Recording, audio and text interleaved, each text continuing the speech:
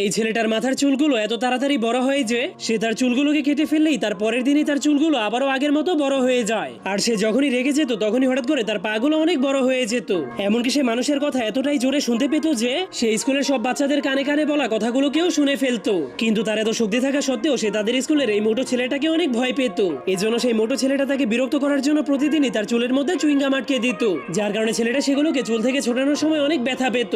এজন্য সে এতটাই রেগে যায় যে তার পাগুলো হঠাৎ করে অনেক বড় হয়ে যায়। তখন ছেলেটা তার এত বড় বড় পা দেখে অনেক ভয় পেয়ে টয়লেটের মধ্যে লুকিয়ে যায়। এরপর সে তার ছিঁড়ে যাওয়া জুতার মধ্যে তার বড় বড় পাগুলোকে আবারও ঢুকিয়ে দেওয়ার চেষ্টা করে, কিন্তু তবুও কোনো লাভ না হওয়ার কারণে সে তার পাগুলোকে টিস্যু পেপার দিয়ে ঢেকে স্কুল থেকে চলে যেতে শুরু করে। তখনই সেই মোটো ছেলেটা তাকে নিয়ে আবারও মজা করতে শুরু করে দিলে ছেলেটা জলদি করে বাস্কেটবলের রুমে গিয়ে লুকিয়ে পড়ে। কিন্তু সেই শয়তান ছেলেগুলো সেখানে এসে তাকে অনেক মারার পর তার ব্যাগটাকে ফেলে দেয়। এরপর বাড়িতে চলে যাওয়ার পর তার মা তাকে বলে, বলো তোমার এই অবস্থা কি করেছে, আমি তাকে উচিত শিক্ষা দিব। কিন্তু ছেলেটা তার মাকে কিছুই বলে না, কারণ সে তার